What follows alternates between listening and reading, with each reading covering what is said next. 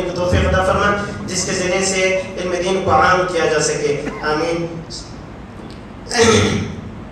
بنا کسی تمہید کے شیخ کو میں دعوت اسٹیج دیتا ہوں۔ آپ کسی طرح کے تعلق کے محتاج نہیں ہیں۔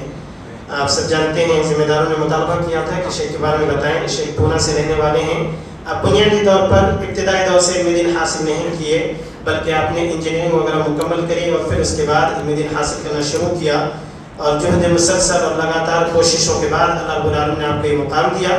ہم سب کے لیے عبرت ہے کہ ہم بھی شیخ کی زندگی سے عبرت حاصل کریں، بالخصوص ہمارے جوان جو اسکول کالجز میں ہیں، وہ پرائیویٹ ٹائم کا صحیح استعمال کر کے اپنے موبائل سے، اپنے سوشل میڈیا سے، دیگر چیزوں سے الگ ہو کر شیخ کی زندگی سے عبرت حاصل کرتے ہوئے دین کے لیے اپنا وقت دے سکتے ہیں۔ اللہ ہمیں بھی انشاءاللہ آگے چل کر بڑا مقام دے سکتا ہے۔ اللہ سے ہم دعا کرتے ہیں کہ اللہ تعالیٰ شیخ کی صحت میں، آپ کی زندگی میں برکت عطا فرمائے، آپ کی حیات کو ہم پر دراز فرمائے، تاکہ ہم آپ سے زیادہ سے زیادہ استفادہ کر سکیں۔ السلام علیکم ورحمۃ اللہ۔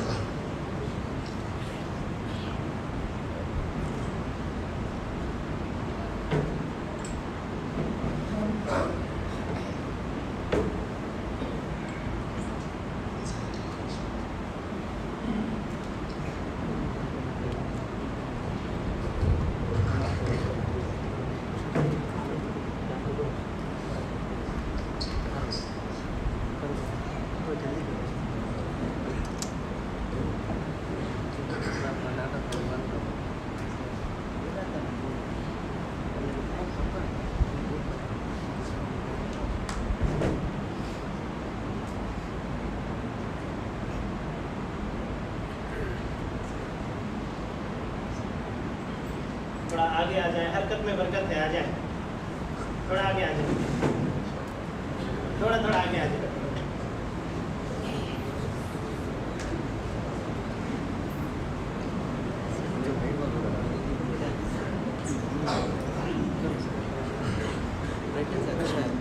من يهده الله فلا مضل له ومن يضلل فلا هادي له وأشهد أن لا إله إلا الله وحده لا شريك له وأشهد أن محمدا عبده ورسوله أما بعد فإن خير الحديث كتاب الله وخير الهدي هدي محمد صلى الله عليه وعلى آله وسلم وشر الأمور محدثاتها وكل محدثة بدعة وكل بدعة ضلالة وكل ضلالة في النار۔ قال الله تبارك وتعالى وقضى ربك ألا تعبدوا إلا إياه وبالوالدين إحسانا۔ قابل احترام علماء کرام، ذمہ داران، میرے محترم دینی بھائیوں اور قابل احترام ماں اور بہنوں،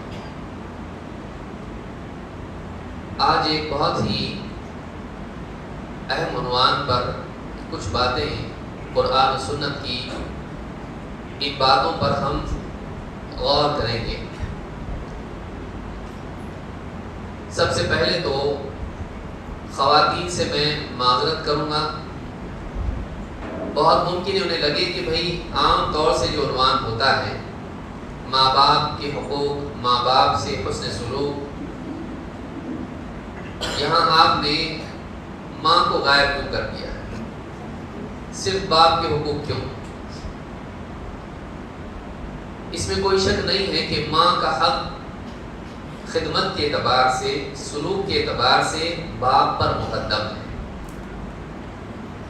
اور دونوں کے حقوق اولاد پر ہیں۔ اسی لیے اللہ تعالیٰ نے قرآن کریم میں حسن سلوک کا ذکر کیا تو دونوں کو جمع کیا۔ وَقَضَى رَبُّكَ أَلَّا تَعْبُدُوا إِلَّا إِيَّاهُ، تیرے رب نے اس بات کا حتمی فیصلہ کر دیا ہے، اللہ تعبدوا الا ایاہ، کہ تم اللہ کے سوا کسی اور کی عبادت نہیں کرو گے، وبالوالدین احسانا، اور اس بات کا بھی تم کو حکم دیا ہے کہ تم اپنے والدین کے ساتھ اچھا سلوک کرو گے۔ معلومہ کے توحید کے بعد بندے کے لیے لازم ہے کہ ماں باپ کے ساتھ اچھا سلوک کریں، بالوالدین، باپ اور ماں۔ لہذا حسن سلوک کے مستحق دونوں ہیں، باپ بھی ہے اور ماں بھی ہے۔ لیکن آج کی گفتگو میں ہم صرف باپ کے بارے میں کیوں ذکر کر رہے ہیں؟ بعض احباب نے ذمہ داروں نے کہا کہ بھئی ماں باپ کے بارے میں سنتے رہتے ہیں اور ماں کی فضیلت بھی سامنے آتی رہتی ہے، باپ کے بارے میں عموماً بولا نہیں جاتا ہے۔ جہاں تک کہ ماں کا تعلق ہے، اس تعلق سے اللہ کے نبی صلی اللہ علیہ وسلم کی حدیث بیان کرنا اور ایک آیت ذکر کرنا مناسب سمجھتا ہوں، تاکہ وہ شکایت دور ہو جائے اور عنوان اپنی جگہ اس میں اکمال ہو کہ دونوں پہلو اس میں آ گئے۔ اللہ کے نبی صلی اللہ علیہ وسلم کے صحابی حضرت ابو ہریرہ رضی اللہ تعالیٰ عنہ فرماتے ہیں، جاء رجل الی رسول اللہ صلی اللہ علیہ وسلم، ایک آدمی اللہ کے رسول صلی اللہ علیہ وسلم کی خدمت میں حاضر ہوا۔ فقال یا رسول اللہ من احق الناس بحسن صحابتی، لوگوں میں سب سے زیادہ کون حقدار ہے میرے اچھے سلوک کا؟ فقال امک، آپ نے کہا تیری ماں، والدہ۔ قال ثم من، کہا اس کے بعد کون؟ قال ثم امک، پھر تیری والدہ، ماں۔ قال ثم من، اس کے بعد کون؟ قال امک ثم امک، تیری والدہ۔ 3 مرتبہ آپ صلی اللہ علیہ وسلم کہتے رہے کہ سب سے زیادہ اچھے سلوک کی حقدار کون ہے؟ ماں، ماں، ماں، 3 بار ماں کا ذکر کیا۔ اس صاحب نے پھر پوچھا ثم من، اس کے بعد کون؟ پھر آپ نے فرمایا ثم ابو، پھر تیرا باپ۔ اس حدیث کو امام البخاری اور مسلم دونوں نے روایت کیا ہے۔ اس حدیث سے بات معلوم ہوتی ہے کہ اچھا سلوک ماں باپ دونوں سے ہے، لیکن اچھے سلوک کی زیادہ حقدار کون ہے؟ ماں ہے۔ خصوصاً اس وجہ سے بھی کہ ماں کمزور ہوتی ہے اور جذبات کے اعتبار سے بھی جذباتی ہوتی ہے، جلدی اس کو برا لگتا ہے، نرم دل ہوتی ہے، اور بچے کی طرف سے بدسلوکی کی چوٹ زیادہ ہوتی ہے۔ باپ سخت ہوتا ہے اور اس کا اپنا حلقہ دوستوں کا ہوتا ہے، اپنا غم بھلانے کے لیے جا بھی سکتا ہے۔ ماں بیچاری گھر میں بیٹھی رہتی ہے اور اگر اس کے ساتھ بدسلوکی ہو تو اسی پر گھٹتی رہتی ہے۔ لہٰذا ماں زیادہ حقدار ہے، اس کی کمزوری کی وجہ سے، جذباتیت کی وجہ سے، اور ایک اور وجہ سے جو قرآن کریم میں اللہ تعالیٰ نے ذکر کیا ہے، جو کہ سب سے بنیادی وجہ ہے۔ اللہ فرماتا ہے وَوَصَّيْنَا الْإِنسَانُ بِوَالِدَيْهِ، ہم نے انسان کو اس کے ماں باپ کے ساتھ اچھا سلوک کرنے کی تاکید کی ہے۔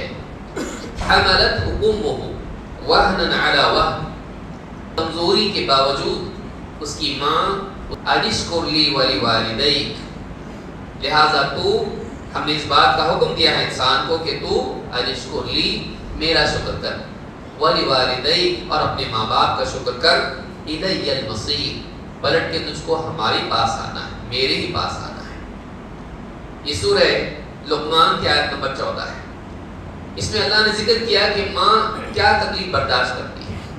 ایک بچے کا حمل پیٹ میں لیے 9 مہینوں تک ماں چلتی پھرتی رہتی ہے بوجھ اٹھا کے، پھر اس کے بعد میں بچہ پیدا ہونے کی تکلیف، پھر اس کے بعد میں بچے کو 2 سال تک دودھ پلانے کی ذمہ داری۔ یہ 3 چیزیں ایسی ہیں جو باپ کو برداشت نہیں کرنی پڑتی ہیں۔ حمل کی تکلیف، پیٹ میں بچے کو لیے گھومنا پھرنا، 2 پیدائش کی تکلیف، اور 3 اس کو دودھ پلانے کی تکلیف یا ذمہ داری۔ یہ 3 بات ایسی ہیں جن میں باپ سے ماں الگ ہوتی ہے۔ علماء نے کہا یہی وجہ ہے کہ جب وہ صاحب آئے اور پوچھا کہ سب سے زیادہ حسن سلوک کا حقدار کون؟ کہا ماں۔ پھر کون؟ ماں۔ پھر کون؟ ماں۔ 3 بار کیوں؟ کہا یہ 3 چیزیں ایسی ہیں جس میں باپ سے ماں الگ ہے، باپ نہیں کرتا ہے، ماں اس میں ذمہ داری نبھاتی ہے، تکلیف اٹھاتی ہے۔ پھر 4تھی مرتبہ، باپ کو چھوڑ بھی نہیں سکتے، اس کا بھی تو حق ہے، تو کہا کہ 4تھی مرتبہ پھر باپ۔ تو یہ ایک حدیث اور یہ آیت ہم کو بتاتی ہے کہ ماں کا بھی بہت حق ہے۔ لیکن آج کا جو ہمارا عنوان ہے وہ خاص کر کے باپ کے بارے میں کہ کچھ باپ کے بھی حقوق ہیں، اگر جو 4تھے نمبر پر آیا ہے لیکن اس کی بھی کچھ ذمہ داریاں اور اس کی بھی کچھ حقوق ہیں کہ اولاد کو اس کے تئیں، اس کے تعلق سے کچھ ذمہ داریاں نبھانا ہے۔ آئیے اس تعلق سے کچھ باتیں ہم اختصار کے ساتھ دیکھتے ہیں۔ قرآن کریم میں اللہ رب العالمین نے باپ اور اولاد کے رشتے کے تعلق سے قسم کھا کے بات کہی ہے۔ اللہ تعالیٰ فرماتا ہے لا اقسم بهذا البلد وَأَنْتَ حِلٌّ بِهَذَا الْبَلَدِ وَوَالِدٍ وَمَا وَلَدَ وَوَالِدٍ وَمَا وَلَدَ. یہ جو رشتہ ہے اللہ نے قسم کھا کے کہا کہ قسم ہے والد کی اور جو اس سے پیدا ہو اولاد کی. تو یہاں پر یہ بات معلوم ہوتی ہے کہ باپ کا ذکر کر کے اللہ نے قسم کھائی ہے اور اس سے جو پیدا ہو اللہ نے اس کی بھی قسم کھائی ہے. لہٰذا باپ کا معاملہ اور باپ سے اولاد کا پیدا ہونا اللہ کے نزدیک ایک بہت اہم چیز ہے اور اللہ تعالیٰ کی توحید، اس کی قدرت، اس کی رحمت کی علامات میں سے، نشانیوں میں سے. اسی لیے اللہ نے اس کی قسم کھائی. اس کے بارے میں علماء نے کہا کہ اس میں کئی معنی ہیں. باپ سے مراد کون، اولاد سے مراد کون ہے. بعض علماء نے کہا یہ عام ہے کہ باپ سے اولاد پیدا ہوتی ہے، وہ اصل ہے اولاد کے پیدا ہونے میں. لہٰذا اللہ رب العالمین نے عمومی طور پر قسم کھائی ہے کہ والد اور جو کوئی اس سے پیدا ہو.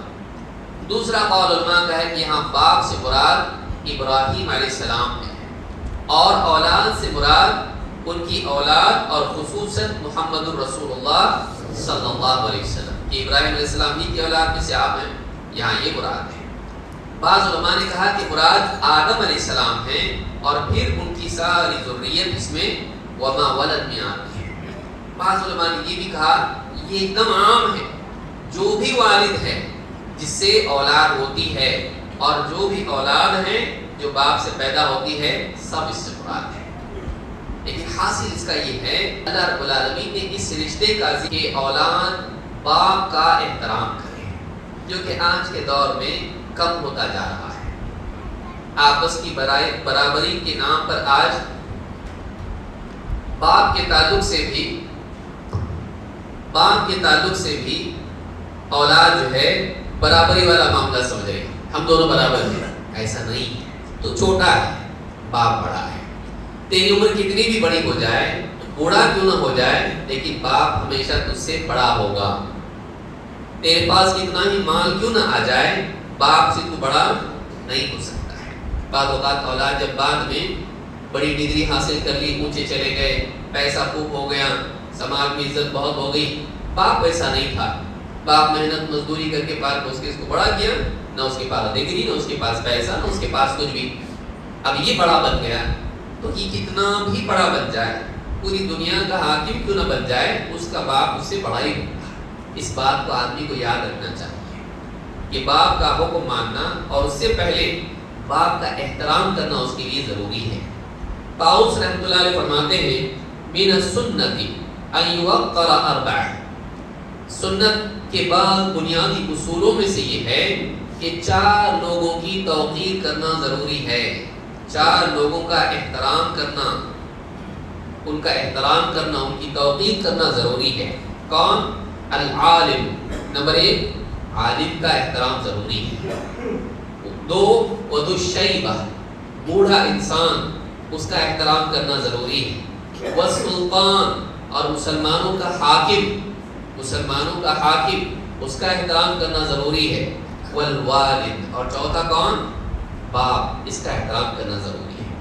عالم کا احترام ضروری ہے، بوڑھے آدمی کا احترام ضروری ہے، چاہے وہ سماج میں کوئی بھی ہو. بوڑھا آدمی اس کے بڑھاپے کی وجہ سے کہ اسلام میں اس نے بڑھاپا پایا، اس سے بڑھ کے بات کیا ہو سکتی ہے کہ اس کی زندگی میں کتنی نیکیاں ہوں گی جو اس نے کی ہے.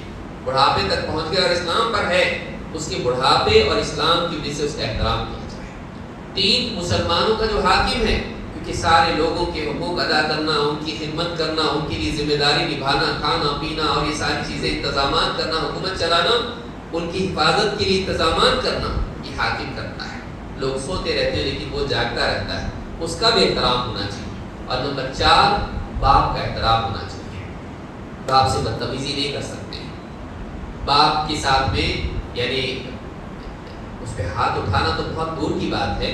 باپ کو گالی دینا، بدتمیزی کرنا، اس کو پلٹا کے جواب دینا، یہ ساری چیزیں آج نوجوانوں میں عام ہیں اور اس کو برا نہیں مانا جاتا. زیادہ برا یہ ہے کہ اس کو برا نہیں مانا جاتا.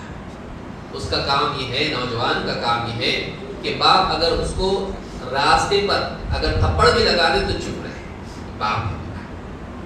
لیکن آج اگر گھر میں بھی باپ ڈانٹ دے، زیادہ بولو مت، میں بولوں گا نا دیکھو یاد رکھو گے، ہاتھ تو اٹھانا نہیں، ہاتھ توڑ دوں گا، نہ اس میں ایسے بھی نوجوان ہیں، ٹھیک ہے وہ بوڑھا ہے، تو جم کو جاتا ہے، تو زیادہ طاقتور ہے، تو پٹائی کر سکتا ہے باپ کی، لیکن اللہ کے مقابلے میں تو کیا دلیل لائے گا جب قیامت کے دن اللہ اس کی سزا تجھ کو دے گا؟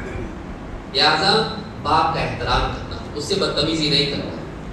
تو یہ امام عبدالرزاق نے، اسی طرح سے امام البیہقی وغیرہ نے، اور امام خطیب البغدادی نے الفقیہ والمتفقہ میں اس کو ذکر کیا ہے۔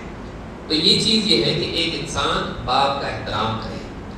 ہشام بن عروہ کہتے ہیں اپنے والد سے، وہ روایت کرتے ہیں ان ابا ہریرہ ابصر رجلین۔ دیکھیں کتاب و سنت کی دلیلیں ہم کو دیکھنا ہے کہ باپ کے بارے میں کیا باتیں آئی قرآن سنت میں۔ کہتے ہیں کہ ان ابا ہریرہ ابصر رجلین، ابو ہریرہ رضی اللہ تعالیٰ عنہ نے دو لوگوں کو دیکھا۔ فقال لأحدہما من ھذا منک، دونوں میں سے ایک سے پوچھا یہ صاحب تمہارے کون ہیں؟ ایک سے پوچھا کہ یہ کون ہے تمہارے؟ فقال ابی، اس آدمی نے کہا یہ میرے والد ہیں، میرے ابو ہیں۔ فقال لا تسمیہ باسمہ، ان کو نام لے کے مت پکارنا، ان کو نام لے کے مت پکارنا۔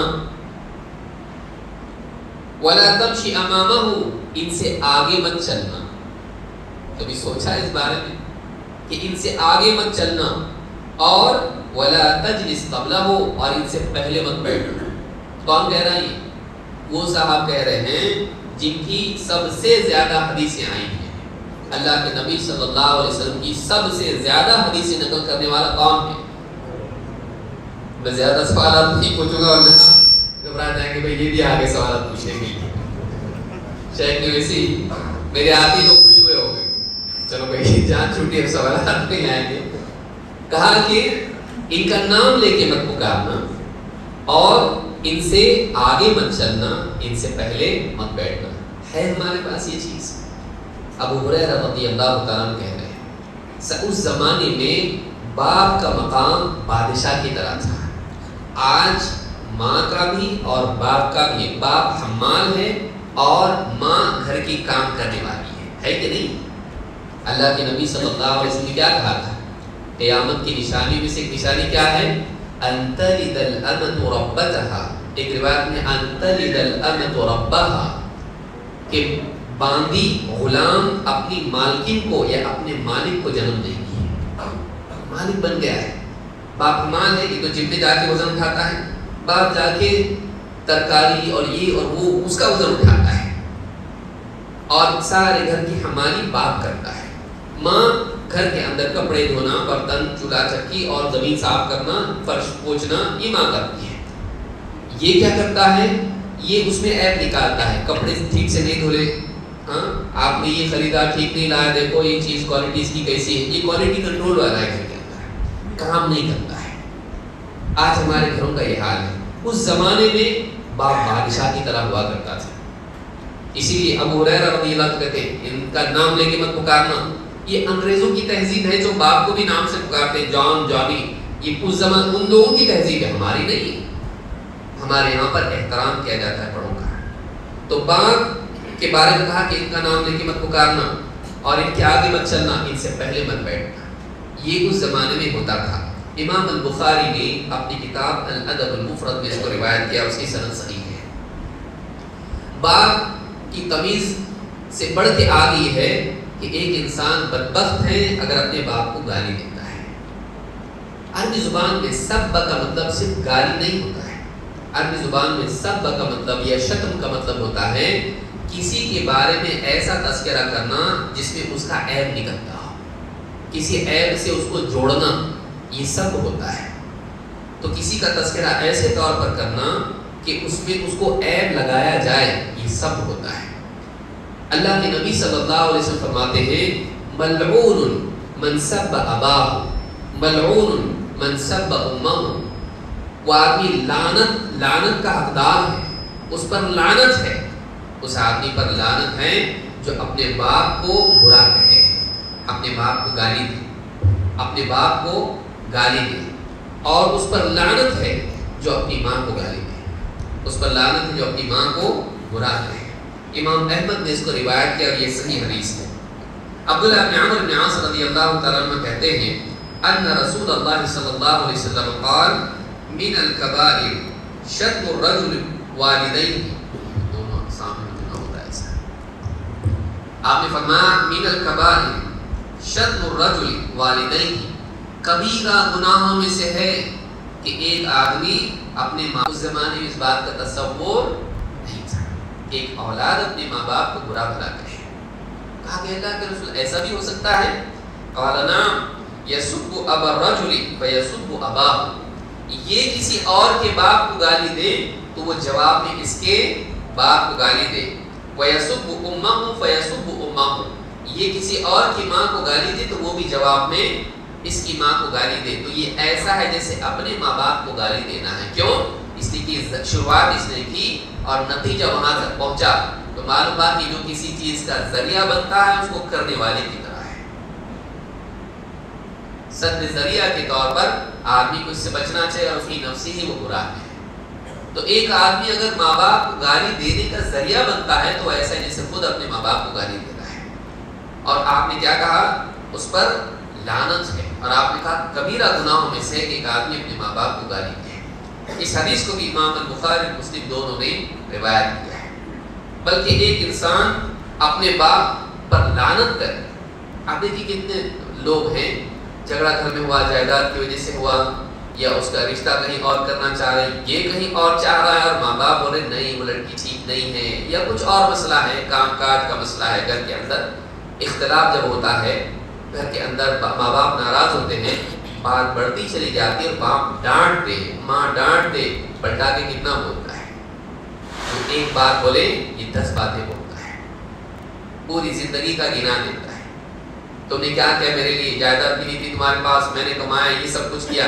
ماں باپ اگر بولتے بیٹا ہم نے تجھ کو پال پوس کے بڑا کیا اتنی مشکل سے، یہی کیا کم ہے؟ بتاؤ تمہارا خرچہ کتنا ہے؟ ایسا کرتا؟ بولو حساب دو، جتنا بھی حساب ہے دے دیتا. بار بار بولنا نہیں میں نے پال پوس کے بڑا کیا. وہ دور تو کہاں سے لائے گا؟ پیسے تو آج لا رہے ہیں. جو کما رہا ہے وہی وہ بھی ان کا احسان ہے. تو اس کو پڑھاتے نہیں، تو اس کو تو کچھ دیا نہیں تھا نا. کوئی پیشگی رقم دی تھی کہ میں آ رہا ہوں تھوڑا یہ رکھو پیسہ میرا خیال رکھنا، ایڈوانس میں کچھ دیا تھا؟ انہوں نے اپنی طرف سے کیا. اب تو جواب نہیں دے رہا ہے اس لیے کہ انہوں نے تیرے لیے کیا ہے. برابر نہیں ہو سکتا ہے.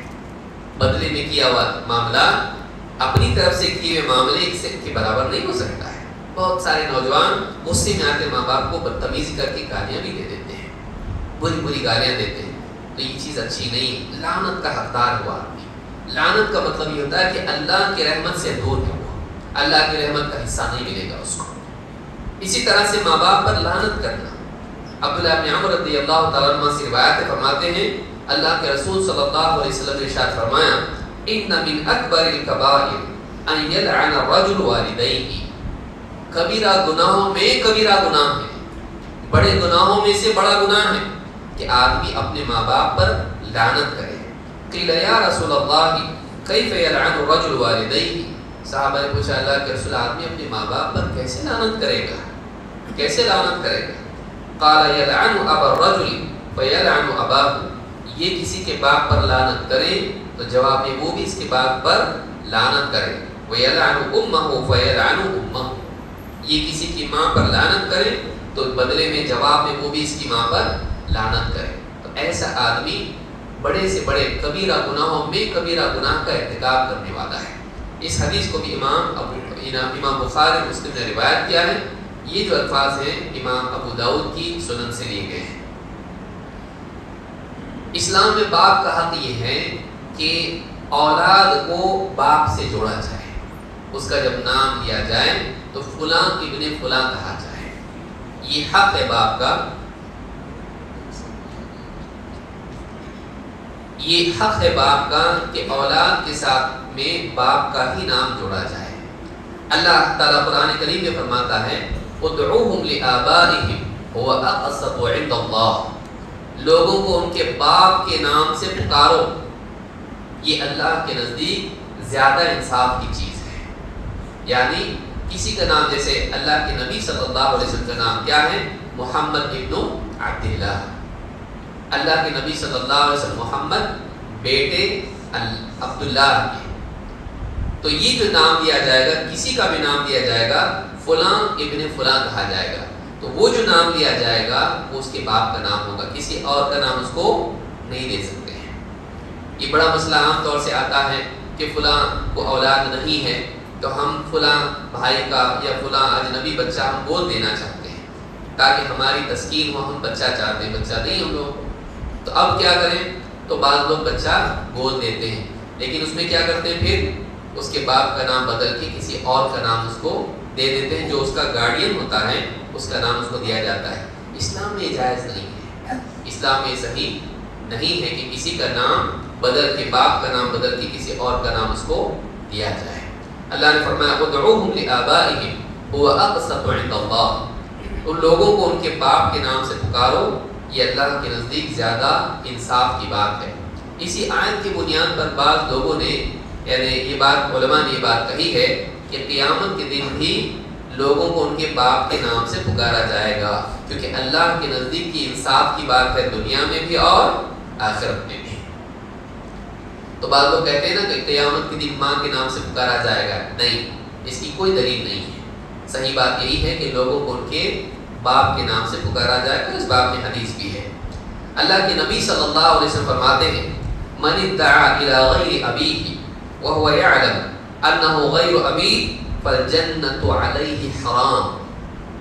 آپ نے فرمایا جو آدمی اپنے باپ کی بجائے کسی اور کی طرف اپنی نسبت کا دعویٰ کرے کہ میں فلاں کی اولاد ہوں، وہاں عرب میں کیا تھا، خاندانوں کا بڑا مسئلہ تھا کہ میں اچھے نسب کا ہوں، بڑے خاندان سے پیدا ہوا ہوں، تو بعض لوگ جو ہیں چھوٹے خاندان وہاں کی سوچ تھی تو وہ اپنی نسبت کیا کر دیتا تھا، بدل کے کسی اور قبیلے سے جوڑ کے، کسی اور آدمی سے جوڑ کے اپنا نسب بتاتا تھا تاکہ وہاں پر وہ آدمی عزت پائے، کیونکہ وہاں نسب کا بہت زیادہ معاملہ تھا۔ لیکن آج وہ چیز نہیں رہی، لیکن یہ چیز اپنی جگہ باقی رہی کہ ایک انسان اپنا نام بدل کے کسی اور آدمی سے نہیں جوڑ سکتا ہے۔ فلاں ابن فلاں باپ کی جگہ کسی اور کا نام لکھ سکتا ہے؟ نہیں۔ تو یہاں کہا کہ من ادعا الی غیر ابیہ، کہ کوئی اپنے باپ کی بجائے کسی اور کے باپ ہونے کا دعویٰ کرے، وہو یعلم، جبکہ وہ جانتا ہے میں کیا کر رہا ہوں، جبکہ وہ جانتا ہے کہ میرا باپ کوئی اور ہے اور میں کسی اور کا نام اپنے لیے جوڑ رہا ہوں، فالجنۃ علیہ حرام، اس پر جنت حرام ہے، جنت میں نہیں جائے گا ایسا آدمی۔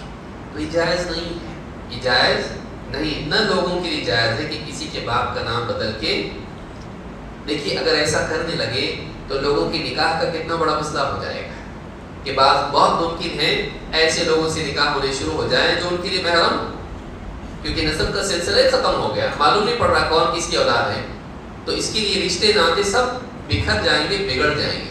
اس لیے اس کو باقی رکھنا صرف اس لیے نہیں کہ اس کا نام باقی رہے، اس لیے بھی ضروری ہے کہ نکاح کے احکام میں خلل پیدا نہ ہو۔ تو یہ بہت بڑی چیز ہے، کون بھائی ہے کون بہن، اس کا سب ختم ہو جائے گا، معلوم ہی نہیں رہے گا اگر نسب کے نام بگاڑ دیے جائیں تو اس حدیث کو جو میں نے ذکر کی ہے امام البخاری اور مسلم دونوں نے روایت کیا ہے۔ اسی طرح سے بعض اوقات یہ ہوتا ہے کہ ایک انسان کسی عیب کی وجہ سے اپنے باپ کی نسبت کو پسند نہیں کرتا ہے۔ اسی کے ایک ضمن میں یہ ہے کہ بعض لوگ دیکھیے باپ زیادہ پڑھا لکھا نہیں ہے اور اولاد جو ہے یہ پڑھے لکھے ہیں، بہت سارے نوجوان کالج میں اپنے باپ کو لے جانا پسند نہیں کرتے ہیں، پڑھا لکھا دوست دیکھیں گے تو کیا کہیں گے، اتنا زیادہ یعنی پاش نہیں، میرے دوست کے والد تو کیسے کار میں آتے ہیں، فلاں ایسے ہیں، ایک دم ایجوکیٹڈ ہے، کوئی انجینئر ہے، کوئی ڈاکٹر ہے، اور میرے والد صاحب سبزی ترکاری بیچتے ہیں یا فلاں چیز کرتے ہیں۔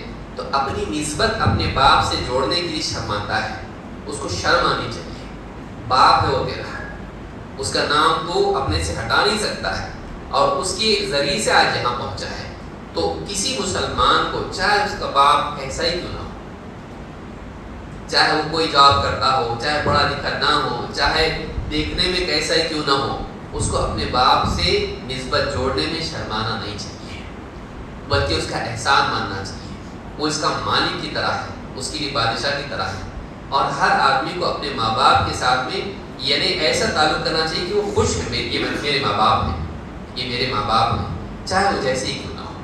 یہ سماج ہمارا ہونا چاہیے، یہ نہیں کہ ہم اپنے پڑھے لکھے ہونے کی وجہ سے یا اپنے مال دولت کی وجہ سے اپنے باپ سے اپنے ماں سے نسبت سے شرمائیں، نہیں ہونا چاہیے۔ ان پڑھ تو ان پڑھ میرا باپ ہے، ان پڑھ تو ان پڑھ میرا باپ ہے، وہ کرتا پاجامہ پہنتا ہے، کیسی پھٹے کپڑے پہنتا ہے، لیکن میرا باپ ہے۔ یہ مزاج مسلمان میں ہونا چاہیے. کبھی اپنے باپ سے نسبت جوڑنے میں شرمانا نہیں چاہیے. اللہ کے نبی صلی اللہ علیہ وسلم فرماتے ہیں لا ترغبوا عن آبائکم، اپنے باپ سے نسبت جوڑنے میں تم اعراض مت کرو، اوائڈ مت کرو، اپنے باپ کو اوائڈ مت کرو. اس معنی میں کہ نسبت اس سے جوڑی کیا ہے. وَمَن رَغِبَ عَنْ أَبِيهِ فَهُوَ كُفْرٌ، جو اپنے باپ سے نسبت نسب کے اعتبار سے جوڑنے سے اعراض کرے، اوائڈ کرے، تو یہ ایسا کرنا کفر ہے. ایسا کرنا کیا ہے؟ کفر ہے. یعنی دو چیزیں ہیں، ایک تو یہ کہ انسان باپ کی بجائے کسی اور سے رشتہ جوڑے، اور ایک یہ ہے کہ باپ سے رشتہ جوڑنے سے شرمائیں، اس کو عیب سمجھیں. تو یہ دونوں چیزیں برائی ہیں، گناہ ہیں، یہ جائز نہیں ہے. امام البخاری اور مسلم دونوں نے اس روایت کو نقل کیا ہے. اسی طرح سے باپ کے لیے، باپ کے تعلق سے یہ بھی بات ہے کہ باپ اگر راضی ہو تو اللہ راضی رہتا ہے. باپ اگر ناراض ہو اولاد سے تو پھر اللہ بھی ناراض ہو جاتا ہے. اتنا بڑا مرتبہ باپ کو دیا گیا ہے. اللہ کے نبی صلی اللہ علیہ وسلم فرماتے ہیں رضا الرب فی رضا الوالد وسخط الرب فی سخط الوالد. رب کی رضا باپ کی رضا میں ہے، رب کی ناراضگی باپ کی ناراضگی میں ہے. کبھی سوچا ہے اس کے اوپر کہ اگر باپ کو ناراض کر دیا تو اللہ ناراض ہوگا، باپ کو ناراض کر دیا اللہ ناراض ہوگا، اور میں نے خدمت کر کے باپ کو خوش کر دیا تو اللہ تعالیٰ خوش ہوگا. باپ تھک کے آیا ہے، محنت مزدوری کرتا ہے، یہ جوان ہے، صحت مند ہے، سب کچھ ہے، باپ آ کے کپڑے ٹانگ کے کوٹی سے سو گیا، پاؤں تو بہت دکھ رہے ہیں، اس کے درد ہو رہے ہیں. جا کے اولاد کہے پاؤں دبا دوں، سر دبا دوں، کچھ چاہیے. آج اس کا تصور ختم ہو گیا ہے.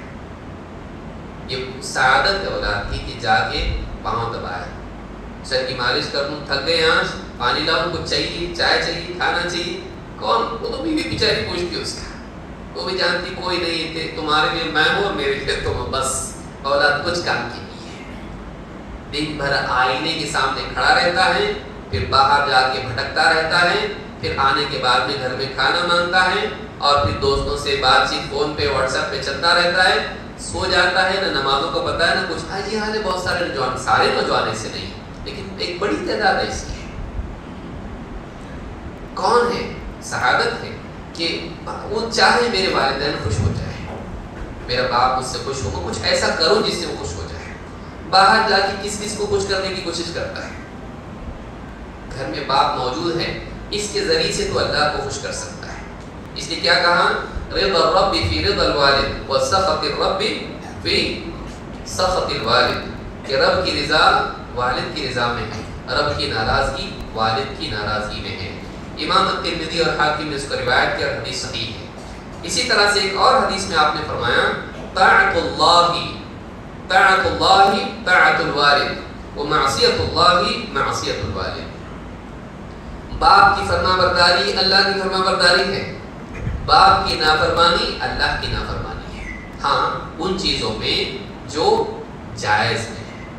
یہ نہیں کہ باپ کہے نماز کو مت جا اور روزہ مت رکھ، زکوٰۃ مت دے، اور اس طرح سے گناہ کر، مجھ کو شراب لا کے دے دے. نہیں، حرام چیزوں میں کسی کی بھی فرما برداری نہیں، کیونکہ آپ صلی اللہ علیہ وسلم نے عام بات کہہ دی کیا لا طاعت لمخلوق فی معصیت الخالق. خالق کی نافرمانی میں کسی کی فرما برداری نہیں چلے گی.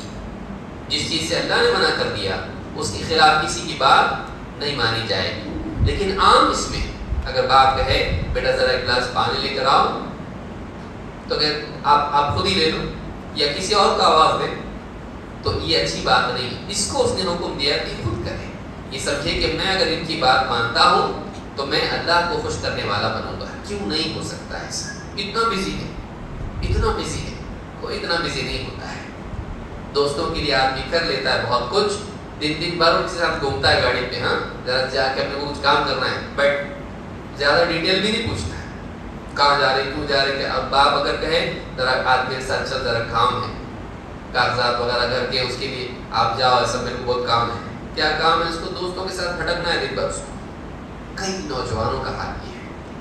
جس نوجوان کی جوانی ماں باپ کی خدمت اور ان کی دعا لینے میں گزرے، اس سے بہتر نوجوان کوئی کہ اللہ کی عبادت کا حق بھی ادا کرے اور ماں باپ کی خدمت کا بھی حق ادا کرے۔ بہت سے لوگ جب ماں باپ دنیا سے چلے جاتے روتے ہیں، کاش کہ ہم آج ہوتے اور ہم ان کی خدمت کرتے۔ وہ وقت چلا گیا، واپس آنے والا نہیں۔ قبر میں سے اٹھ کے آئیں گے تمہاری ندامت کے بعد تمہاری خواہش پوری کرنے کے لیے آئیں گے، وہ نہیں، وہ ایک ٹائم ہے، وہ چلا گیا، ختم، اس کے بعد وہ چیپٹر کلوز، واپس آنے والا نہیں۔ جس کے ماں باپ زندہ ہیں اس کو چاہیے کہ اس موقع کا فائدہ اٹھائے، رب کو راضی کر لے، ان کو خوش کر کے۔ مثال کے طور پر آپ دیکھیں اس کا مرتبہ کتنا ہے۔ عبداللہ بن عمر رضی اللہ تعالیٰ عنہ کہتے ہیں کانت تحتی امرأۃ احبها، میری بیوی تھی جس سے میں بہت محبت کرتا تھا، وکان عمر یکرہها، لیکن حضرت عمر رضی اللہ تعالیٰ عنہ اس کو سخت ناپسند کرتے تھے، ان کو پسند نہیں تھی وہ عورت، ان کی بیوی، بیٹے کی بیوی پسند نہیں تھی۔ فامرنی ان اطلقها، حضرت عمر نے کہا طلاق دے دو اس کو، طلاق دے دو۔ فابیت، عبداللہ بن عمر کہتے ہیں میں نے کہا نہیں، میں نے دیتا طلاق، میں نے انکار کیا۔ فأتى النبي صلی اللہ علیہ وسلم، حضرت عمر رضی اللہ عنہ اللہ کے نبی صلی اللہ علیہ وسلم کے پاس گئے۔ فقال یا رسول اللہ ان عند عبد اللہ بن عمر امرأة کرہتها له، کہا اللہ کے رسول میرا جو بیٹا ہے عبداللہ بن عمر، اس کی بیوی ہے، ایک بیوی اس کی ہے، اور مجھے وہ پسند نہیں ہے کہ اس کے نکاح میں وہ رہے، وہ عورت ٹھیک نہیں ہے۔ فأمرته أن يطلقها فأبى، میں نے اسے کہا کہ طلاق دے دے تو سنتا نہیں ہے، بات نہیں مان رہا ہے۔ فقال علی رسول اللہ صلی اللہ علیہ وسلم، حضرت عبداللہ بن عمر کہتے ہیں اللہ کے رسول صلی اللہ علیہ وسلم نے مجھ سے کہا یا عبداللہ طلق امرأتک، کہا اے عبداللہ اپنی بیوی کو طلاق دے دو۔ کہتے ہیں فطلقتها، میں نے اس کو طلاق دے دیا۔ اللہ کے نبی صلی اللہ علیہ وسلم نے طلاق دینے کے لیے کہا، طلاق دے دیا۔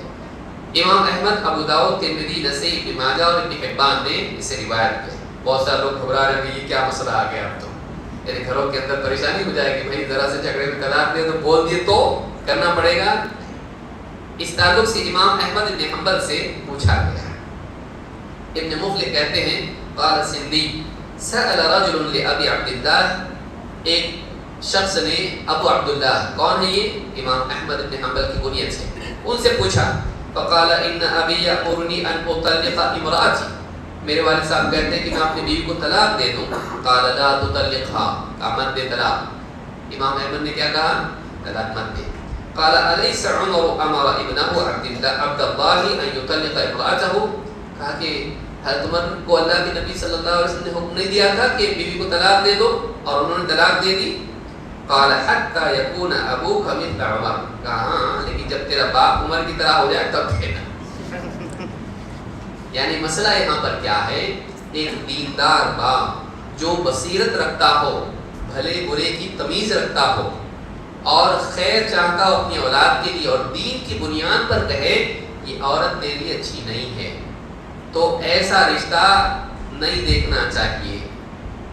ظاہر بات ہے کہ نکاح کر کے تو آئے گا نہیں، وہاں ہو جاتا تھا، یہاں نہیں ہوتا ہے، سب باپ کے بغیر ہوگا نہیں، وہ خرچہ کون کرے گا صاحب۔ تو یہ جو ہے کہ اگر باپ ایسا ہو، اتنا سمجھدار ہو، اتنا دیندار ہو، اتنی بصیرت والا ہو، شریعت کا علم رکھتا ہو اور دیندار مزاج رکھتا ہو، بچے کا خیر خواہ ہو، ایسی صورت میں اگر باپ کہے کہ نہیں یہ رشتہ ٹھیک نہیں، تو اولاد کو بات سننی چاہیے۔ جو جلدی نہیں سنتا وہ بعد میں سمجھ میں آتی اس کو۔ جو بہت سارے لو میرج ہو جاتے ہیں، بعد میں وہ دشمنی پہ ختم ہوتے ہیں، کیونکہ ایک عمر ہوتی، یاد رکھیں میری بات کو نوجوان، آج بہت چل پڑا ہے یہ معاملہ کہ کالج میں، آئی ٹی میں، ادھر ادھر کال سینٹر میں تعلقات بے پردگی ہے، سارا معاملہ کھلا ہوا ہے، ویسٹرن کلچر وہاں پہ ہے، ہم دونوں نے ایک دوسرے کو پسند کر لیا اور ہم نے نکاح بھی کر لیا، تو یہ جو معاملہ چل رہا اچھا نہیں ہے۔ بعض اوقات لڑکیاں اچھی نہیں ہوتی، بعض اوقات لڑکے اچھے نہیں ہوتے ہیں، ماں باپ کہتے ہیں بیٹا تیرے لیے ٹھیک نہیں ہے، ان کا تجربہ ہوتا ہے، ان کو پرکھ ہوتی ہے کون اچھا ہے کون برا ہے، اولاد سنتی نہیں۔ تم کو میری خوشی نہیں چاہیے کیا؟ تم کو میری خوشی نہیں چاہیے، تو خوشی کے لیے ماں باپ کی نافرمانی کرتے، بعض اوقات گھر چھوڑ کے بھاگ بھی جاتے ہیں۔ بعد میں پتہ چلتا ہے کہ وہ ساری محبت کی باتیں دھوکہ تھی، وہ سارے شعر غلط تھے، وہ اس کے نہیں تھے، وہ کسی اور کے شعر تھے، مرزا غالب کے تھے اور فلاں کے تھے، وہ سارے جھوٹی باتیں تھیں، جھوٹے وعدے تھے، اور بعد میں کیا ہوتا ہے، زندگی ختم ہو جاتی ہے، خراب ہو جاتی ہے۔ بہت سارے لو افیئرز ہوتے ہیں، کچھ دور تک اس کی لذت ہوتی ہے، اچیومنٹ کے بعد میں، مل جانے کے بعد میں قدر ختم ہو جاتی ہے۔ یاد رکھیے اس کو، نکاح ایک ذمہ داری ہے، وہ انجوائمنٹ نہیں ہے، وہ ایک ذمہ داری ہے۔ سماج کے دباؤ کے تحت جب نکاح ہوتا ہے تو اس میں نبھانے کا ذہن ہوتا ہے، بائی ذمہ داری، فلاں گھر سے آئی ہے، میں فلاں گھر کا ہوں، سارے رشتے نبھانے پڑیں گے، دباؤ فیملی کا ہوتا ہے، بڑوں کا۔ لیکن جو اس طرح کے لو میرجز ہوتے ہیں اس میں کسی کا دباؤ نہیں ہوتا ہے، پھر جب خوش تو بہت اچھا، ناراض تو پھر بھاگ جاؤ، تعلقات ختم ہو جاتے ہیں، جھگڑے فساد پھر سب ختم ہوتا ہے۔ وہ شکایت کرتی، پہلے تو بہت بولتے تھے ایسا نکاح سے پہلے، اب دیکھو ایسا کر رہے ہیں، وہ تو بھی تو بہت بولتی تھی ایسا، لیکن تو بھی آج دیکھو کیسی ہے۔ تو اب کیا ہوتا ہے، زندگی خراب ہوتی ہے، اور اولاد آ جائے تو اولاد کی زندگی کا پہلا حصہ یہی جھگڑے دیکھنے میں ختم ہو جاتا ہے۔ لہٰذا ماں باپ کی ماننا چاہیے، خصوصاً اگر وہ دیندار سمجھدار ہوں، بچے کا بھلا چاہتے ہوں، اولاد کو چاہیے کہ ان کے تابع رہیں، ان کی بات مان کے چلیں۔ اس تعلق سے ایک اور بات یہ ہے کہ باپ کی دعا اولاد کے حق میں قبول ہوتی ہے۔ باپ اولاد کے لیے دعا کرے، قبول کرتا ہے اللہ تعالیٰ، بد دعا کرے وہ بھی قبول کرتا ہے اللہ تعالیٰ، دعا بھی اور بد دعا بھی قبول ہوتی ہے۔ اللہ کے نبی صلی اللہ علیہ وسلم فرماتے ہیں، ثلاث دعوات یستجاب لہن لا شک فیہن، تین دعائیں ہیں جو ضرور قبول ہوتی ہیں، اس میں کوئی شک نہیں۔ کون کہہ رہا ہے؟ اللہ کے نبی صلی اللہ علیہ وسلم۔ تین دعائیں ضرور قبول ہوتی ہیں، ان کی قبولیت میں کوئی شک نہیں، اس بات میں کوئی شک نہیں۔ کون سی دعائیں ہیں؟ دعوت المظلوم، مظلوم کی دعا، جس پر ظلم کیا گیا ہو اس کی بد دعا، اس کی دعا۔ ودعوت المسافر، جو آدمی سفر میں ہے، مسافر، اس کی دعا۔ ودعوت الوالد لولدہ، اور باپ کی دعا اپنی اولاد کے لیے، باپ کی دعا اپنی اولاد کے لیے قبول ہوتی ہی ہے، اس میں کوئی شک نہیں۔ کتنا خوش قسمت ہے وہ بیٹا، وہ بیٹی جو باپ کی دعا ہے، ماں باپ کی دعا ہے، کتنی بڑی بات ہے۔ زبردستی نہیں کرو دعا، ایسا نہیں، آپ کچھ ایسا کرو کہ وہ خود سے دعا دے۔ حدیث سنا کے دیکھو، تمہاری دعا ہے، کوئی دعا دو، پیسے کی دعا دو، ان سے دعا کروانا، آپ خدمت ایسی کرو کہ وہ اپنے دل سے دعا دے، صرف منہ سے نہیں، صرف زبان سے نہیں، بھائی دعا نہیں کریں گے تو اور ستائے گا ہم کو، تو کرو بھائی دعا۔ بعض اوقات اولاد اتنی شریر ہوتی ہے کہ ماں باپ دعا مانگتے اللہ دنیا سے اٹھا لے ہم، اس سے بدترین اولاد کیا ہو سکتی ہے کہ ماں باپ اولاد کی زندگی میں موت کی دعا کرنے لگے ہیں۔ بدبخت ہے وہ انسان جس کو یہ حال پیدا ہو جائے۔ تو یہ حدیث ابن ماجہ کی ہے۔ اسی طرح سے ترمذی کے الفاظ کیا ہیں؟ وَدَعْوَةُ الْوَالِدِ عَلَى وَلَدِهِ، باپ کی دعا اولاد کے خلاف، یہ بھی اللہ قبول کرتا ہے۔ باپ کو دکھ دینا، یہاں تک کہ وہ اولاد کو بد دعا دے دے تو بد دعا بھی جو ہے ضائع نہیں ہوتی، اللہ اس کو قبول کرتا ہے۔ لہٰذا ایسا کبھی کچھ نہ کریں کہ ماں باپ کی زبان سے، خاص طور سے باپ کی زبان سے بد دعا نکلے۔ باپ کی زبان سے اللہ نہیں چھوڑے گا، باپ بولتے اگر کتنا خطرے میں آ گئی، اللہ تعالیٰ باپ کا انتقام اولاد سے لے گا۔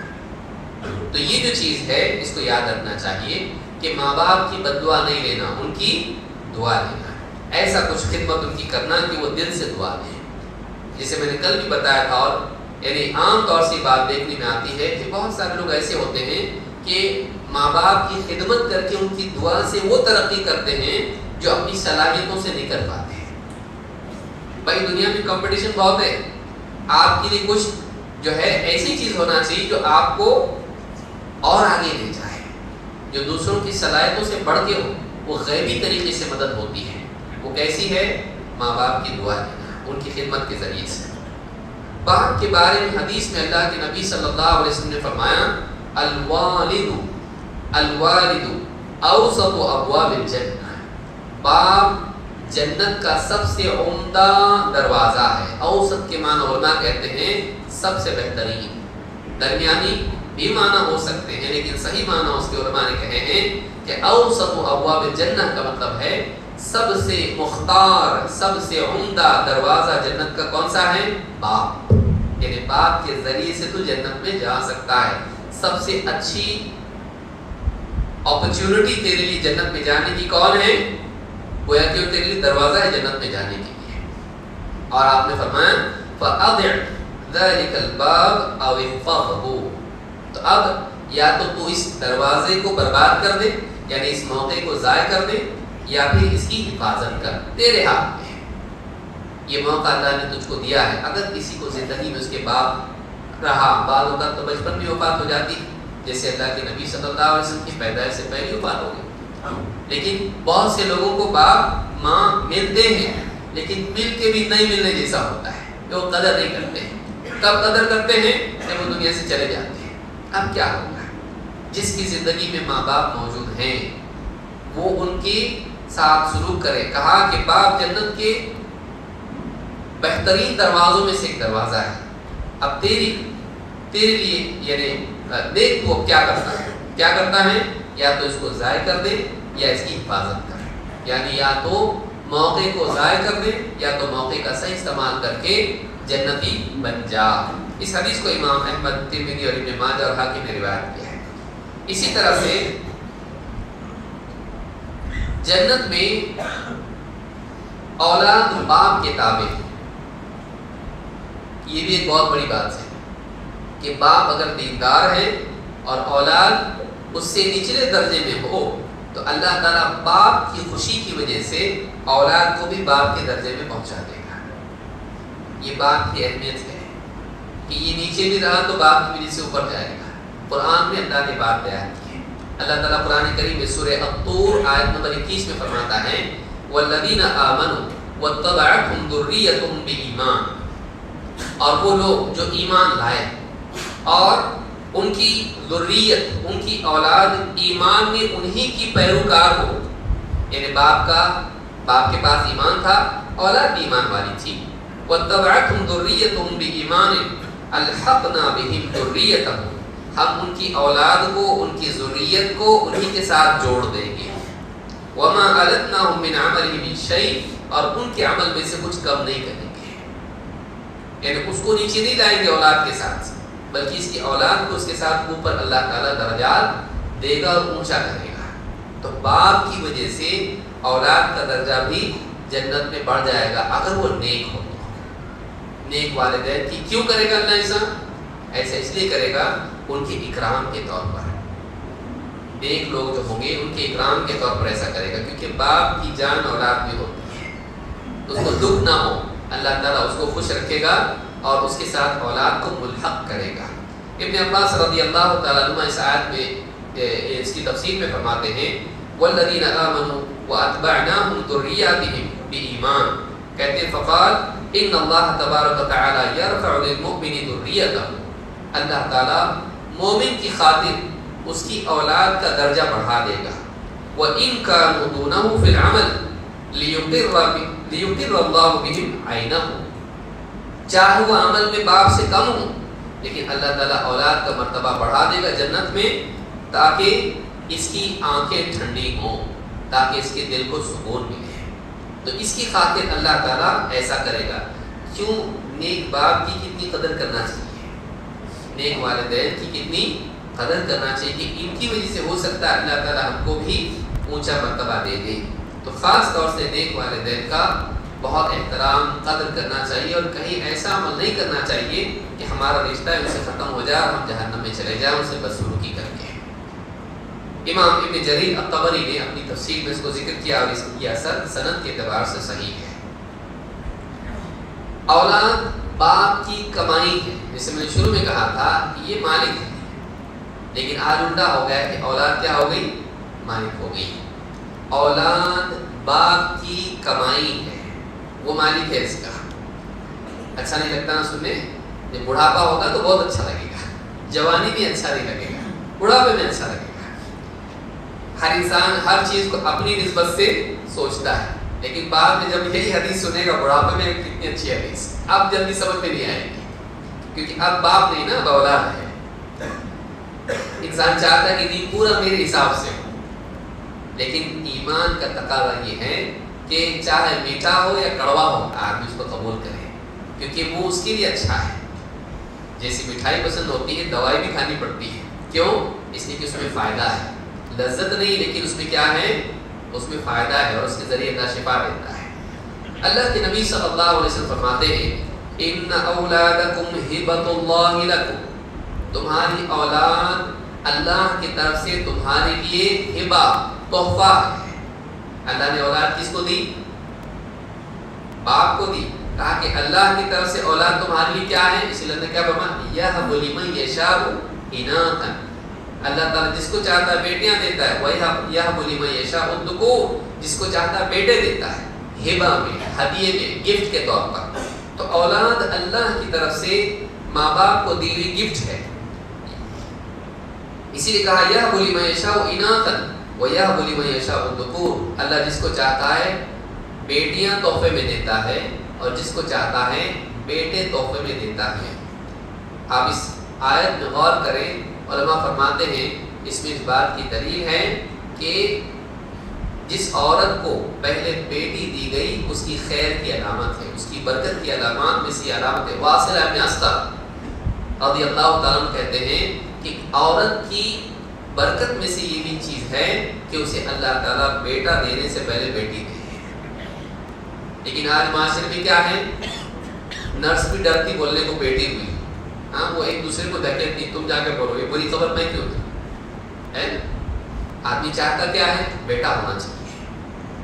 ہمارے گھر میں راجا بیٹا آئے گا، ہاں بیٹی جو ہے، بیٹی جنت کا ذریعہ ہے، جس کو 3 بیٹیاں ہو جائیں، حدیث میں کیا ہے، وہ جنت اس کے لیے یعنی جنت کا دروازہ ہے، اس کے لیے جہنم سے آڑ ہے۔ لہٰذا آدمی کو چاہیے کہ بیٹی کی بھی قدر کرے۔ بیٹی نہیں ہوتی تو یہی نہیں ہوتا، ماں نہیں ہوتی تو کہاں سے آتا ہے پھر؟ ماں کے پیٹ سے تو آیا، اگر اس کے نانا کو اگر بیٹی نہیں ہوتی تو یہ کہاں سے آتا ہے؟ کہا کہ فَهُمْ وَأَمْوَالُهُمْ لَكُمْ، تو وہ تمہاری اولاد اور ان کے مال سب تمہارے ہیں، اِذَا احْتَجْتُمْ إِلَيْهَا، جب تمہیں ان کی ضرورت ہو۔ یہ بہت اہم حدیث ہے۔ کیا کہا کہ فَهُمْ وَأَمْوَالُهُمْ لَكُمْ، تمہاری اولاد کیا ہے، تمہاری اللہ کا تحفہ ہے۔ تو تمہاری اولاد اور تمہاری اولاد کے مال سب تمہارے ہیں، تمہارا ہو، لیکن کس شرط کے ساتھ، اِذَا احْتَجْتُمْ إِلَيْهَا، جب تمہیں اس کی حاجت ہو۔ اس سے شیخ الالبانی رحمہ اللہ فرماتے ہیں اس حدیث میں اس بات کی دلیل ہے کہ اگر ماں باپ مال کے محتاج ہوں، ضرورت مند ہو، تو ایسے وقت میں ان کا حق ہے اولاد کے مال میں سے، ان کا حق ہے کہ وہ لے اس میں سے۔ اگر وہ لیتے ہیں اپنی ضرورت کے مطابق تو کوئی غلط نہیں، ہاں فضول خرچی نہیں، دواؤں کے لیے، کھانے پینے کے لیے، لباس کے لیے، جو بنیادی ضرورتیں انسان کی ہوتی ہیں اس کے لیے اولاد کے مال میں سے وہ لے سکتے ہیں، ڈیمانڈ کر سکتے ہیں، اور خود لے لیں تب بھی کوئی مسئلہ نہیں ہے، ان کی ضرورت کے لیے۔ امام حاکم نے اور امام البیہقی نے اس کو روایت کی اور حدیث صحیح ہے۔ اور ایک روایت میں آپ نے فرمایا ان من اطیب ما اکل الرجل من کسبہ، سب سے پاکیزہ عمدہ کھانا وہ ہے جو آدمی اپنی محنت سے کمائے، اور وہ ولدہ من کسبہ، اور اس کی اولاد بھی اس کی کمائی ہے۔ سب سے بہترین کھانا کون سا ہے، جو آدمی اپنی کمائی سے کھائے، اور انسان کی اولاد بھی کیا ہے، اس کی کمائی ہے۔ تو اولاد باپ کی کمائی ہے، اس کی پراپرٹی ہو، اولاد کیا ہے، باپ کی کمائی ہے۔ امام ابو داؤد اور حاکم نے اس کو روایت کیا اور یہ حدیث صحیح ہے۔ اسی لیے بیٹی کے نکاح میں بھی باپ کی جو کہ اصل ولی ہے اس کی اجازت شرط ہے، اس کے بغیر نکاح نہیں ہوتا۔ اس کو بھی یاد رکھیں کہ آج کل جو ہو رہا ہے یہ سمجھا جاتا ہے کہ باپ کی اجازت کی ضرورت نہیں، اس کے لیے سیکیورٹی ہے بیٹی کے لیے، اس کو نہیں معلوم ہے، کوئی فیس بک پہ، واٹس ایپ پہ، ہاں ٹک ٹاک پہ، یہاں وہاں اس کو سوشل میڈیا پہ بیوقوف بنا کے اس کے ساتھ شادی بھی کر سکتا ہے۔ لیکن باپ ہوتا ہے جو بیٹی کا بھلا چاہتا ہے، اس کو تجربہ ہوتا ہے کہ کون اچھا ہے کون برا ہے، لہٰذا شریعت میں یہ رکھا گیا کہ عورت کی حفاظت کے لیے اس کی نکاح کو اس کے ولی کے تابع رکھا گیا، وہ خود اپنا نکاح نہیں کر سکتی ہے، اور نکاح کر لیں تو نکاح ہوتا نہیں، وہ نکاح ہوتا نہیں ہے، جائز ہی نہیں ہے۔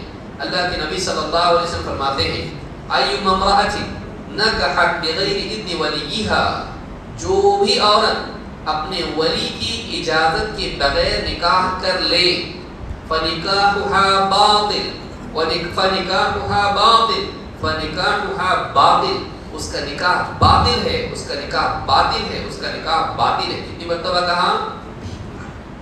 جو بھی عورت ولی کی اجازت کے بغیر نکاح کرے، نکاح باطل ہے اس کا۔ باطل کا مطلب ایسا نکاح شریعت میں ہوتا ہی نہیں ہے، ایسا نکاح نہیں ہوتا ہے۔ اس حدیث کو امام احمد، ابو داؤد، ترمذی، ابن ماجہ اور حاکم نے روایت کیا ہے۔ یہ حدیث صحیح ہے۔ اس سے معلوم ہوتا ہے کہ بچی کے لیے یہ لازم ہے کہ وہ نکاح میں ولی کی اجازت کو محفوظ رکھے، بلکہ بیٹی کو یہ راستہ بتایا نہیں گیا کہ تو خود جا کے اپنے نکاح کی بات کرے۔ آج کل بیٹیاں کیسا ہو گیا ہے، ابو میرا نکاح کب کر رہے ہیں؟ ہاں، یہ اسلام میں نہیں ہے، یہ اسلام میں نہیں ہے۔ حدیث میں تو یہ ہے، اسلام میں تو یہ ہے کہ کنواری بچی سے باپ یا ماں یا جو بھی گھر والے پوچھیں گے، اس کا چپ رہنا اس کی اجازت ہے۔ اس کا چپ رہنا کیا ہے؟ وہ عدھا سمعتھا، اس کا خاموش بیٹا، باپ پوچھا بیٹی یہ رشتہ دے تمہارے لیے، لڑکا فلاں ہے، فلاں کا بیٹا ہے، تم راضی ہو اس نکاح پہ؟ پوچھ رہا ہے اس کو، تم خاموش رہے کیوں؟ یہ نہیں کہیں گے الحمدللہ ماشاء اللہ قبول کیا میں نے، نہیں بولے گی، کیونکہ اسلام حیا والا دین ہے۔ ایک بچی، کنواری بچی جو ہوتی ہے وہ حیا والی ہوتی ہے، وہ خاموش رہے گی، اس کا خاموش رہنا کیا ہے؟ اس کی اجازت نہیں۔ اگر تیار ہے تو کہے گی نہیں میں تیار نہیں، تو اس کا انکار تو مانا جائے گا، لیکن اس کے اقرار کے لیے اس کو کیا رہنا ہے؟ چپ رہے۔ تو یہ اسلام میں اتنا پاکیزہ دین ہے جس میں بھی شرم و حیا کا لحاظ ہے، لیکن یہ کہ لڑکی خود ہی جا کے نکاح کر کے آ جائے اور ماں باپ سے کب ہو گیا اب کیا کروں میں؟ ہاں، لوگ کیا سمجھتے ہیں ماں باپ تو ویسے ہی ماں باپ ہوتے ہیں، محبت ان کے دل سے تھوڑی نکل جائے گی غلطی کی وجہ سے، تو ایک کام کر لیتے ہیں، پہلے نکاح کر لیتے ہیں باہر، اس کے بعد سامنے جا کے کھڑے ہو جائیں گے، آپ کا داماد ملیے، انٹروڈیوس کرا رہی ہوں میں۔ کالج میں پڑھتے تھے، ہاں، پڑھتے پڑھتے ہم لوگوں کا دل ایک دوسرے پہ آ گیا، ہم نے نکاح کر لیا کورٹ میں جا کے، اب آپ کو تو قبول کرنا ہی پڑے گا۔ ماں باپ کیا کرتے ہیں؟ بھگا دیں گے گھر سے؟ نہیں، بات کو اس کے بڑا کیا ہے، جگر کا ٹکڑا ہے، کیسے اس کو پھینک دیں گے اٹھا کے؟ مجبوراً ماننا پڑتا ہے، لیکن ایسا نکاح ہوتا نہیں ہے۔ علماء نے کہا پھر سے نکاح کرنا پڑے گا، نکاح نہیں ہوتا ہے۔ فنکاحها باطل، ایسا نکاح باطل ہے، لہٰذا یہ غلطی ہماری بچیاں ہرگز نہ کریں۔ ہاں، لڑکے کے لیے اجازت شرط نہیں ہے، نہ اس کے لیے ولی ہوتا ہے، لیکن ایسا بھی مت کیجیے کہ کالج میں جا کے، ہاں، آئی ٹی انڈسٹری میں جاب پہ ہیں، شادی کر کے آ گئے اور باپ کو کہا میری آپ کی بہو سے، یہ طریقہ ٹھیک نہیں ہے، یہ طریقہ ٹھیک نہیں ہے۔ اور اس کے لیے بہتر یہی ہے کہ ماں باپ سے بات چیت کرے اور سب چیزیں ہوں، اس کے بعد میں نکاح ہو۔ سب کو لے کے کرنا، کبھی بھی کوئی اچھا کام کیے تو سب کے ساتھ مل جل کے کرنا، رہنا اگر گھر میں ہے تو۔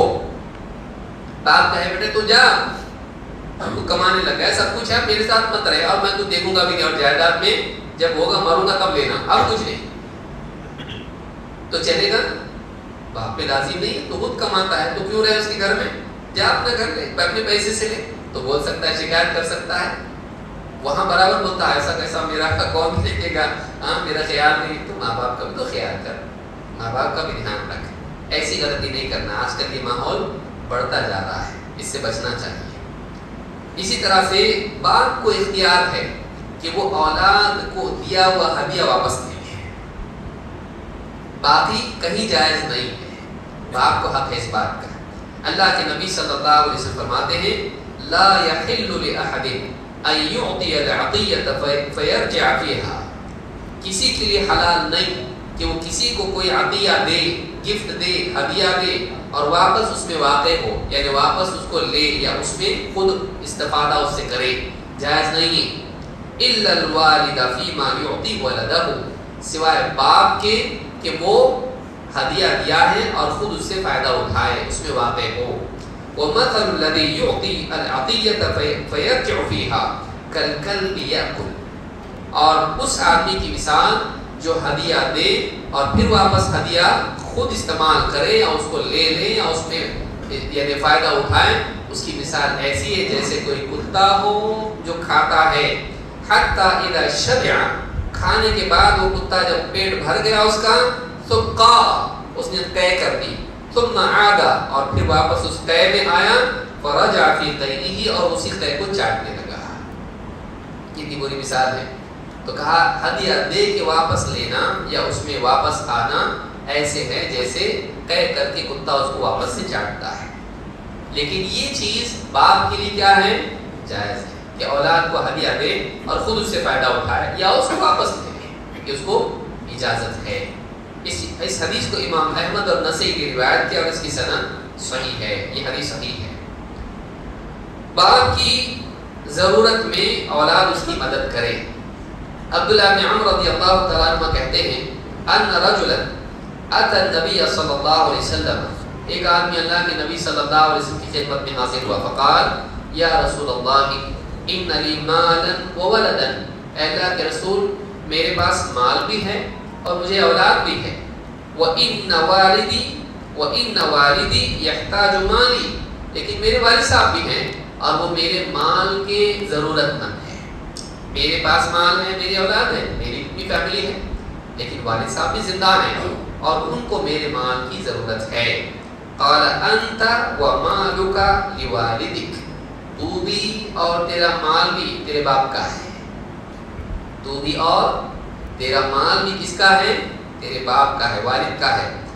اور آپ نے فرمایا ان اولادکم من اطیب کسبکم، تمہاری اولاد تمہاری بہترین کمائی میں سے ہے، فکلوا من کسب اولادکم، تو اپنی اولاد کی کمائی میں سے کھاؤ، یعنی تمہاری اولاد اور ان کی کمائی کس کی ہے؟ تمہاری ہے۔ اللہ نے باپ کو اتنا حق دیا ہے۔ امام احمد، ابو داؤد اور ابن ماجہ نے اس کو روایت کیا ہے۔ باپ کے حق کی ادائیگی کے بارے میں اللہ کے نبی صلی اللہ علیہ وسلم فرماتے ہیں کہ ایک آدمی کہے میں چاہتا ہوں کہ باپ کا حق ادا کروں، کیا کر سکتا ہے؟ آپ نے فرمایا لا یجزی ولد والدہ، کوئی اولاد اپنے باپ کا حق ادا نہیں کر سکتی ہے، الا ان یجدہ مملوکا فیشتریہ فیعتقہ، ہاں مگر ایک ہی صورت ہے، وہ یہ کہ باپ غلام تھا، اولاد خود اپنے باپ کو خرید کر آزاد کر دے، یہی باپ کا حق ادا کر سکتا ہے، ورنہ کوئی نہیں۔ کون ادا کر سکتا ہے؟ کہ وہ اس نے دیکھا اس کا باپ غلام، جیسے پچھلے زمانے میں ہوتا تھا، جب وہ ادھر ادھر پکڑ کے لے گئے غلام بنا کے بیچ دیا اس کو، اب یہ تو آزاد تھا، یہ بھاگ گیا، لیکن باپ پکڑا گیا، اب باپ کو قیدی بنا دیا گیا، قیدی بنا کے اس کو غلام بنا کے بیچ دیا۔ اب کچھ زمانے کے بعد اس نے دیکھا میرا باپ ہے، یہ بک رہا ہے فلاں بازار میں، اس زمانے میں ہوتا تھا ایسا، تو اس نے کیا کیا؟ پھر باپ کو خود خریدا اور اس کے بعد اس کو کیا کیا؟ آزاد کر دیا، گویا کہ اس نے ایک نئی زندگی دی، جیسا اس کی وجہ سے اس کو زندگی ملی تھی، اس کی وجہ سے اس کو زندگی ملی۔ یہ آدمی ہے جو باپ کا حق ادا کیا، کہہ سکتے ہیں، ورنہ کوئی دوسرا آدمی باپ کا حق ادا کر سکتا نہیں۔ لہٰذا کبھی یہ نہیں پوچھنا کہ بتاؤ میرے اوپر کتنا خرچ ہوا، پورا اکاؤنٹ صاف کر دیتا ہوں آج، ایک تنخواہ سے بھی کم ہے، آج تنخواہیں بڑھ گئی نا، وہ لاکھوں سے کماتا ہے آدمی، بس تم نے جتنا خرچ کیا نا زندگی بھر، میری ایک پیمنٹ بھی نہیں ہے، کیا بڑی بڑی باتیں کر رہے ہیں، اتنے سال کہاں سے لائے گا تم؟ جتنے سال تیرے اوپر خرچ ہوئے وہ پیسوں سے زیادہ ہیں، جتنے جذبات تجھ سے جڑے ہوئے تھے، جتنا تیرے لیے روئے، جتنا تیرے لیے دعا کیے، جتنا تکلیف اٹھائے، جتنی تیری خاطر قرض لیے، وہ کہاں سے لائے گا؟ پیسوں میں سب چیزیں تولتا ہے۔ تیری اولاد جب تجھ سے کہے گی تب سمجھ میں آئے گا کہ دکھ کتنا ہوتا ہے، تیری اولاد جب کہے گی تب سمجھ میں آئے گا دکھ کتنا ہوتا ہے ایسا بولنے سے۔ کبھی ماں باپ کو پیسے نہیں گنانا چاہیے، کبھی ان کی جو بھی قربانیاں ہیں ان کو نوٹوں میں نہیں تولنا چاہیے، انہوں نے جو کچھ کیا ہمیشہ اس کو اللہ کی طرف سے احسان ماننا چاہیے اور ان کے لیے دعا کرنا چاہیے۔ وَقُلْ رَبِّ ارْحَمْهُمَا كَمَا رَبَّيَانِي صَغِيرًا۔ تو یہ یعنی اولاد کے لیے ضروری ہے کہ وہ اولاد ہمیشہ ماں باپ کا حق اپنے اوپر مانے، اور یہاں کہا گیا ہے کہ کوئی اولاد اپنے ماں باپ کا حق ادا نہیں کر سکتی ہے۔ ہو گیا؟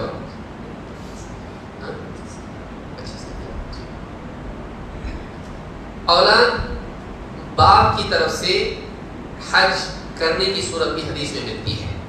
ابن عباس رضی اللہ تعالیٰ عنہ فضل سے روایت کرتے ہیں رضی اللہ عنہ، کہتے ہیں ان امرأة من خطعم، قبیل خطعم کی ایک عورت تھی، قالت یا رسول اللہ، اس نے اللہ کے رسول صلی اللہ علیہ وسلم سے پوچھا، کہا ان ابی شیخ کبیر، میرے والد صاحب جو ہیں ایک بوڑھے انسان ہیں، علیہ فریضۃ اللہ بالحج، اور اللہ کا فریضہ حج کا ان پر عائد ہے، ان کے اوپر حج فرض ہے، ان کے مال ہے۔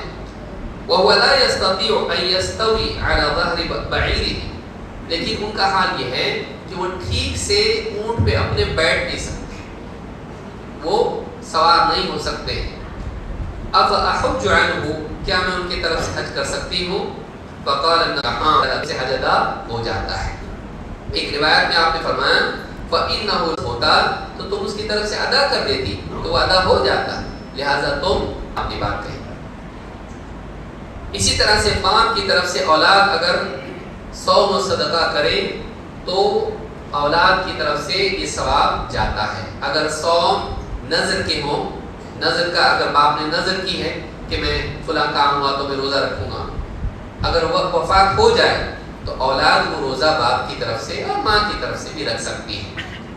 اللہ کے نبی صلی اللہ علیہ وسلم کے صحابی ابو ہریرہ رضی اللہ عنہ کہتے ہیں ان رجلا قال للنبی صلی اللہ علیہ وسلم، ایک آدمی نے اللہ کے نبی صلی اللہ علیہ وسلم سے کہا ان ابی مات، میرے باپ کی وفات ہو گئی، وترک مالا، اور اس نے اپنے پیچھے مال بھی چھوڑا ہے، ولم یوصی، لیکن کوئی وصیت نہیں کی، فہل یکفر عنہ ان اتصدق عنہ، کہا کہ کیا میں ان کی طرف سے اگر صدقہ کروں تو ان کے گناہوں کا کفارہ ہو سکتا ہے؟ قال نعم، آپ نے کیا فرمایا؟ ہاں۔ اس حدیث کو امام مسلم نے کتاب الوصیہ میں ذکر کیا ہے۔ اس سے بات معلوم ہوتی ہے کہ اگر اولاد اپنے باپ کی طرف سے صدقہ کرے تو اس کو فائدہ ہوتا ہے، اولاد اگر باپ کی طرف سے صدقہ کرے تو اس کو فائدہ ہوتا ہے۔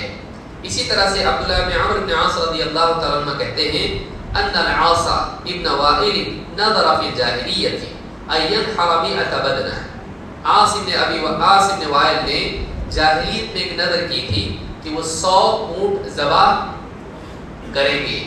وَأَنَّ هِشَامَ بْنَ الْعَاصِ نَحَرَ حِصَّتَهُ 50 بَدَنًا، اور ہشام ابن عاص نے باپ کی طرف سے 50 اونٹ ذبح کر دیے۔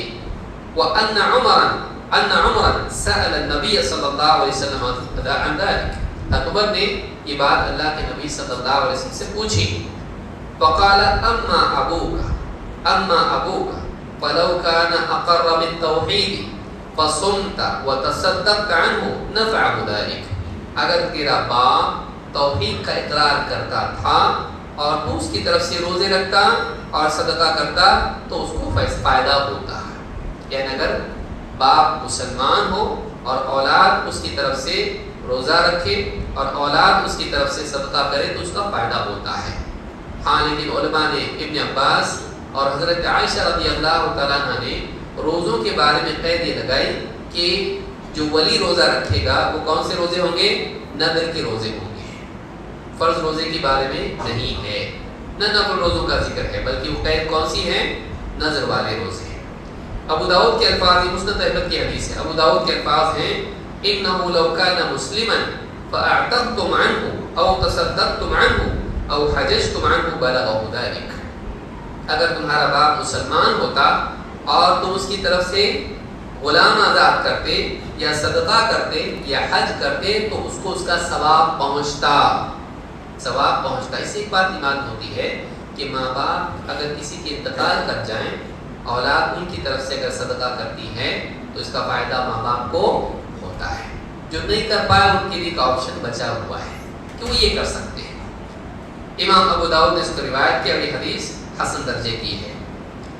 اگر اولاد باپ کی وفات کے بعد یہ بھی حسن سلوک باپ سے ہے کہ باپ کے جو رشتہ دار یا دوست یا قریبی لوگ تھے اولاد ان سے اچھا سلوک کرے، یہ بھی ایک دروازہ کھلا ہوا ہے کہ جو باپ کی زندگی میں اس سے اچھا سلوک نہیں کر پایا وہ بعد میں بھی کر سکتا ہے۔ آئیے ایک روایت اس سلسلے میں دیکھتے ہیں کہ صحابہ اس کا کتنا اہتمام کرتے تھے۔ عبداللہ بن دینار کہتے ہیں کہ